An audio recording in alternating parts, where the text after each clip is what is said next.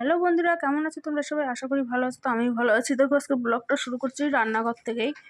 তো এখন আজকে কি রান্না করি সেটাই দেখাবো। ধর কড়াই বসিয়ে দিয়েছি, কড়াই গরম হয়ে গেছে, তেল দিয়ে দিয়েছি।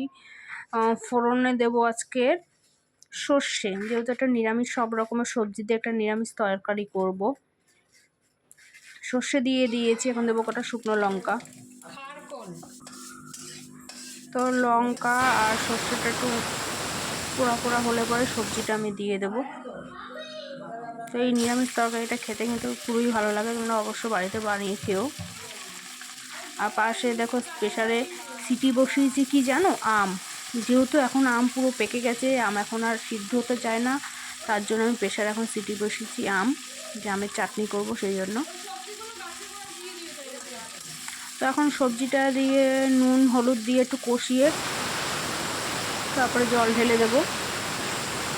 আর দেখে প্রেসার কুকারে সিটি বসে গেছে, এখন দিয়ে দিলাম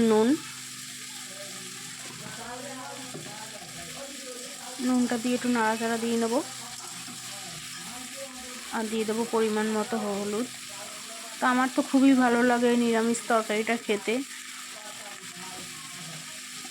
তোমাদের কেমন লাগে অবশ্য কমেন্টে জানিও। আজকের সব কিছু তোমাদের সাথে কী কী রান্না করব আর কি সেটা শেয়ার করব না। আজকের এই একটা রেসিপি তোমাদের সাথে শেয়ার করলাম, আমি কিভাবে এই নিরামিষ তরকারিটা রান্না করি। তো এখন ভাতের হাঁড়িটা আমি বসিয়ে দেব।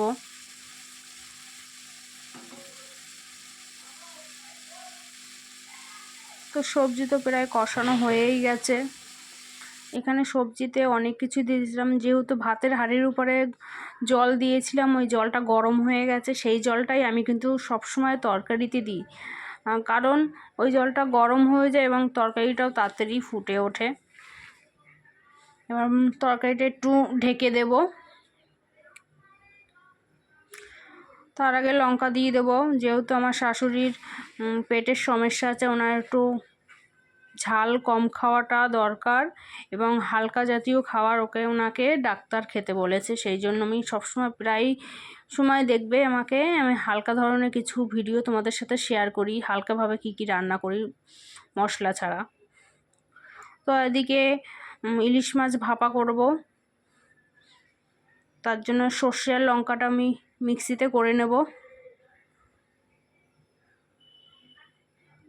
তা বাজারে আর কি পাবে, খালি প্রতিদিন এক রকমের মাছ পাওয়া যায়, রুই তেলাপিয়া কাতলা। আমি মাছ খেতে আর ভালো লাগছে না, সেজন্য শাশুড়ি এবার ইলিশ মাছটা নিয়ে আসলো। তো এদিকে মশলাটা দেখো আমার হয়ে গেছে। তো এদিকে তরকারিটা আর একটু নাড়াচাড়া দিয়ে দেখবো, আলুটাও গলেছে কিনা সেটাও দেখবো। তো আমি আজকের এক সোমবারেই তরকারিটা বসিয়েছি। এদিকে চারিদিকে একটু গুছিয়ে নেবো, যেহেতু সরানো ছিটানো ছিল সব কিছুই, আমি রান্না করতে করতে প্রতিদিনই গুছিয়ে নিই। তো চারিদিকে ছড়ানো ছিটানো আমার একদমই পছন্দ হয় না।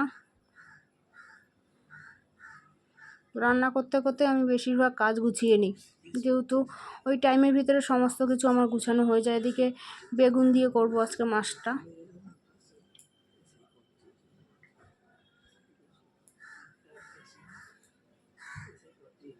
এদিকে আমের সিটিটাও হয়ে গেছে, এখন আমটাকে একটু হাতা দিয়ে ঘুটে দেব।